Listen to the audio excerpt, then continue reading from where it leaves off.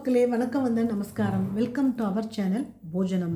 இன்றைக்கி என்ன நீங்கள் பார்க்க போகிறீங்க அப்படின்னு கேட்டீங்கன்னா, நேற்று பதிவு பார்த்துட்டேன். நாக சதுர்த்தி விரதம், இன்றைக்கி கருட பஞ்சமி விரதம். இந்த விரதம்லாம் இருப்பா, யாரெல்லாம் இருப்பா, எப்படி இருப்பா அப்படின்னு நம்ம பார்த்தோம். அதாவது இப்போ என்னென்னா, கருடன் பிறந்துட்டார். ஓகே, அந்த 2 முட்டையிலேருந்து ஒரு முட்டை அந்த உருவமற்ற அந்த அருணன் பிறந்து அவன் சூரியனுக்கு தேரோட்டியாக இருந்துட்டான்.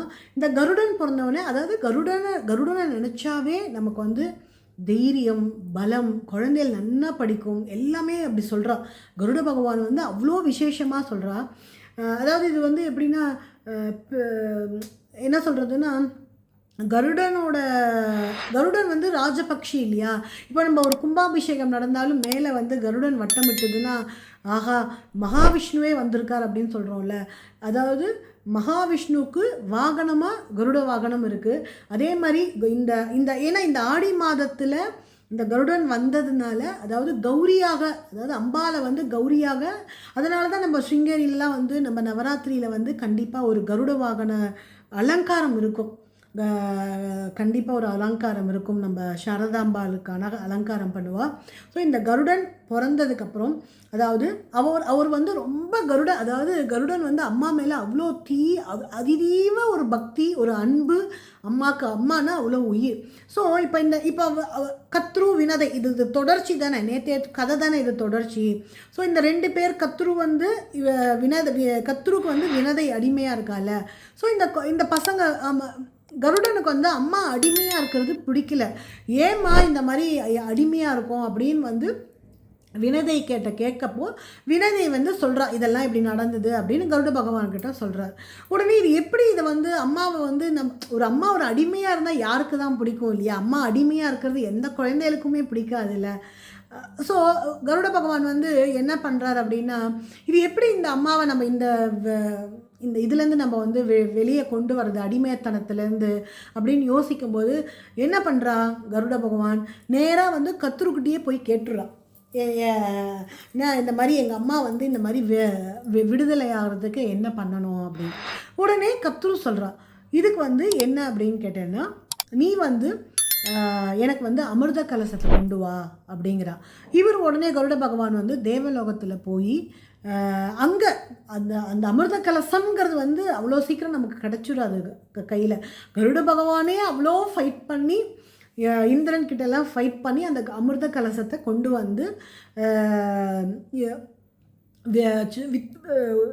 அவ பேர் என்ன, கத்ருக்கிட்ட கொடுத்த உடனே தான் அந்த அடிமைத்தனம் போகி இந்த அமிர்த கலசம் அப்படிங்கிறது தான் நம்ம இன்றைக்கி ஸ்வீட்டாக பண்ண போகிறோம். ஆக்சுவலாக இன்றைக்கி இது நீங்கள் பார்க்கும்போது நான் மார்னிங் ஸ்வீட் பண்ணியிருப்பேன். ஸோ இந்த அமிர்த கலசத்தை தான் கருட பகவானுக்கு ரொம்ப விசேஷம். கருட பகவானுக்கு நானும் ஆற்றுல இந்த ஸ்வீட் தான் பண்ண போகிறேன், பண்ணியிருப்பேன். நான் உங்களுக்கு இது பார்க்கும்போது நீங்கள் நான் பண்ணியிருப்பேன். இது மார்னிங் உங்களுக்கு ஷார்ட்டாக வரும். ஏன்னா நான் எவ்வளோ சீக்கிரம் பண்ணுறேனோ அவ்வளோ சீக்கிரம் உங்களுக்கு வரும் கண்டிப்பாக. ஸோ அமிர்த கலசம் கொண்டு கத்ருக்கிட்ட கொடுத்ததுக்கப்புறம் தான் அந்த விடுதலை, அதாவது அம்மாவை அந்த அடிமைத்தனத்துலேருந்து விடுவிச்சார் கருட பகவான். அதாவது கருட பகவான் இப்போ இந்த நம்ம நாச்சியார் கோயில், கும்பகோணம் பக்கத்தில் நாச்சியார் கோயில்னு ஒன்று இருக்குப்பா. எத்தனை பேருக்கு தெரியும் தெரில, கண்டிப்பாக எல்லாருக்குமே தெரிஞ்சிருக்கும். கும்பகோணம் பக்கம்லாம் நிறைய கோயில் இருக்குல்ல. அங்கே நாச்சியார் கோயிலில் கருடன் இருக்கான். நான் பார்த்தது இல்லைப்பா, இதெல்லாம் நான் படித்தேன். என்னோடய ஃப்ரெண்டும், அதாவது ஃப்ரெண்டு அப்படின்னா நான் அபிச்சித்தி அப்படின்னு சொல்லுவேன். அவளோட ஊரெல்லாம் கும்பகோணம், நாச்சியார் கோயில், அந்த மாதிரி மயிலாடுதுறை, மாயவரம், அப்படி தான் அவள் ஊர். அங்கே கருட பகவான்லேயே கருடன் நாச்சியார் கோயிலில் இருக்கான். அந்த கருடனை அவ்வளோ சீக்கிரம் தூக்கிட முடியாதான். அதாவது இதெல்லாம் பிரத்யட்சமாக நம்ம இந்து இதில் எத்தனை சுவாமிகள் நம்ம சதா சர்வகாலமும் பகவானையே பாருங்கள். இந்த ஆடி மாதம் ஃபுல்லாக ஏதோ ஒரு பண்டிகைகள், ஏதோ ஒரு பகவானை நினச்சி ஒரு ஸ்வீட்டு, ஒரு இது நம்ம ஒரு மாதிரி பிஸியாகவே இருப்போம் பாருங்க. அதாவது பகவானை நினச்சிட்டே இருக்கணும். ஏதோ ரூபத்தில் பகவான் நினச்சிருக்கோம். அந்த கருடன் அவ்வளோ சீக்கிரம் தூக்கிட முடியாது. அதுக்கு ஒரு அதாவது கருடன் எப்படின்னா, கருடனை சுவாமியை ஒரு அந்த இதில் தூக்கிட்டு வரும்போது, பிரதட்சணமாக அந்த கோயிலேருந்து வெளியில், பிரகாரத்துக்கு வெளியில் வரும்போது, அதாவது 4 டபுள் ஆகுமா, 4 8, 16, 128 அந்த மாதிரி வெயிட் ஏறிண்டே போகுமா கருடன். திருப்பி அங்கேருந்து வரும்போது டிசெண்டிங் ஆர்டரில் அப்படியே வருமா. அவ்வளோ வெயிட்டு. அதை இன்றைக்கும் கருடனை கருடனை நீங்கள் தூக்கும்போது 4 ஃபஸ்ட்டு அங்கே பிரகாரத்துக்குலேருந்து வெளியில் வரும்போது 4 பேர் வருவாளாம். அதுக்கப்புறம் 8 பேர் ஆகுமா, அப்புறம் 16 பேர் ஆகுமா, 32, அந்த மாதிரி 128 அந்த மாதிரி ஆகிட்டே இருக்கும். திருப்பி அங்கேருந்து வெளியில் வந்து பகவானை உள்ளே வைக்கும்போது, கருட பகவானை உள்ளே வைக்கும்போது டிக்ரீஸில் வருமா. ஸோ அந்தளவுக்கு நம்மளோட பிரத்யட்சமான ஒரு தெய்வங்களும் நமக்கு வந்து எனக்கு உண்மையாக இதெல்லாம் நான் இவ்வளோ விவரமாக படித்து தெரிஞ்சதுக்கு எல்லாமே நம்ம சப்ஸ்கிரைபர் மட்டும்தான்ப்பா காரணம், நம்ம சேனல் மட்டும்தான் காரணம்.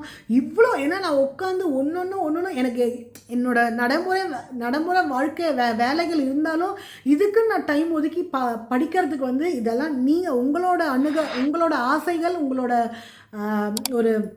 ஒரு கேள்வி, நீ எனக்கு இது போடு அது போடுன்னு சொன்னதுனால நானும் இதை வந்து நம்ம கொடுக்கலாம் அப்படின்னு நினச்சி தான் நான் இதை பண்ணியிருக்கேன். ஸோ அந்த நாச்சியார் கோயிலில் கல்கருடன் வந்து அவ்வளோ ஒரு பிரசித்தம். அவ்வளோ அந்த மாதிரி கல்கருடன் வந்து கருட பகவான் வந்து எல்லாருக்கும் இது பண்ணுவாள். இன்னொன்று என்ன சொல்கிறா அப்படின்னா, கருட பகவானை நம்ம வந்து அதாவது இப்போ வந்து சுவாதி நட்சத்திரத்தில் தான் வந்து அவள் வந்து பண்ணுவா அப்படின்னு சொல்கிறா. ஆனால் இப்போ அதாவது கருட பகவான ஆடி மாதம் சுவாதி நட்சத்திரத்தில் கருட ஜெயந்தி அப்படின்னு சொல்கிறா. இன்றைக்கி அதாவது நான் வந்து என்ன பண்ணியிருக்கேன் அப்படின்னா, சரி நம்மளோட ஆச்சாரியால் வர்தந்தியாகவும் இருக்குது, கருட பகவானோட இந்த பஞ்சமி கருட பஞ்சமியாகவும் இருக்குது. ஸோ ரெண்டுத்துக்கும் சேர்த்து நம்ம வந்து கருடனையும் நினச்சிப்போம், ஆச்சாரியாலையும் நினச்சிப்பேன். கருட பகவான் அதாவது நீங்கள் எல்லோரும் நினச்சிக்கோங்க, எவ்வளவோ கஷ்டம் இருந்தாலும் நமக்கு வந்து எதுவுமே சிலது நடக்காமல் இருக்கும்ல. நம்ம நினச்சிருப்போம் நமக்கு நடக்காது, இன்றைக்கி நடக்கும், நாளைக்கு நடக்கும், நம்மளே நினச்சிப்போம் ஏன் நடக்க மாட்டேங்கிறது நிறைய நினச்சிப்போம் நம்மளே. அதுக்கு எல்லாமே தீர்வு கொடுக்கக்கூடிய பகவான் வந்து கருட பகவான் அப்படின்னு சொல்கிறான். ஸோ கருடனை அதுவும் அம்மா கிட்ட போய் நான் அவங்க அம்மாவை பார்த்துட்டு வந்தேன் அப்படின்னு கருடன்கிட்ட சொன்னாவே கருடன் வந்து உடனே நம்ம நினச்ச உடனே வரத்தை கொடுத்துருவாராம். அப்படி கருட பகவான் அம்மா அப்படின்னா அப்படியா அப்படிங்கிற மாதிரி நான் அவனை கொடுத்துட்டேன் அப்படின்னு உடனேவே கொடுத்துருவாராம். ஸோ இந்த கருட பஞ்சமியில் நம்ம வந்து கருடனை நினச்சிண்டு இந்த அமிர்த கலசம் ஸ்வீட்டு தான் நான் நைவேத்தியம் தான் ஆச்சாரியாளுக்கும், அதாவது நம்ம ஸ்ருங்கேரி ஆச்சாரியாளுக்கும் கருட பகவானுக்கும் சேர்த்து ஒரே நாளில் இந்திரம் வந்ததுனால நான் வந்து அமிர்த கலசம் தான் நான் பண்ணியிருக்கேன். அந்த அமிர்த கலசம் உங்களுக்கு மறுநாள் எடிட் பண்ணிவிட்டு நான் உங்களுக்கு கண்டிப்பாக போடுறேன். அதே மாதிரி நீங்கள் வந்து எல்லாம் கண்டிப்பாக காத்தால் வந்து சாரதா பீட்டம் யூடியூப் சேனலில் வந்து ஆக்னிக தரிசனம் பார்த்துருப்பேன். நீங்கள் வந்து அதே மாதிரி சாயந்தரம் வந்து காத்தாலேயே ஸ்பீச் கொடுக்குறாரா இல்லை சாயந்தரம் ஸ்பீச் கொடுக்குறாரா தெரியாது, கண்டிப்பாக சன்னிதானம் ஸ்பீச் கொடுப்பார். அதையும் நம்ம ஆச்சாரியாலோட ஸ்பீச்சும் பார்க்கலாம். ஸோ இதுதான் இந்த நாக சதுர்த்திக்கும் கருட பஞ்சமிக்கும் ஒரு உருவான கதை. அம்மாவை வந்து அடிமத்தனத்துலேருந்து மீட்டு கருட பகவான் வந்து அந்த இது அது இன்னொன்று என்ன தெரியுமா சொல்கிறா, இந்த இந்திரன் கிட்ட போய் கருட பகவான் வந்து சண்டை போட்டு அந்த அமிர்த கலசத்தை எடுத்துகிட்டு வரான்ல, அந்த அமிர்த கலசத்தை எடுத்துகிட்டு வரும்போது இந்திரன் வந்து அவள் என்ன சொல்கிறான்னா, இது வந்து விஷம் யாருக்கும், அதாவது இந்த எப்படி சொல்கிறது, அது வந்து இந்த நாகருக்கு கொடுத்துடக்கூடாது அப்படிங்கிறதுனால, விஷம் கொடுத்துடக்கூடாது அப்படிங்கிறதுனால இந்திரன் வந்து பின்னாடியே வரலாம், கருடன் பகவான் பின்னாடியே வந்தோடனே கீழே வந்தோடனே கத்ரூட்டை கொடுத்தோடனே இவர் சொல்ல கருட பகவான் சொல்ல, இதை நீங்கள் வந்து அமிர்த கலசத்தை நீங்கள் குளிச்சுட்டு தான் எடுத்துக்கணும் அப்படின்னு சொல்கிறாராம். உடனே இவன் என்ன பண்ண, இந்த நாகரெல்லாம் போய் குளிச்சுட்டு வரத்துக்குள்ளே இந்திரன் அந்த இந்திரன் என்ன பண்ணா, அந்த அமிர்த கலசத்தை எடுத்துனோடனே தர்பையை அந்த இடத்துல வச்சுட்டு எடுத்துன்னு போய்ட்றாராம். அந்த தர்பையில் அந்த அமிர்த கலசம் 2 சொட்டு சொட்டி எடுத்தான்.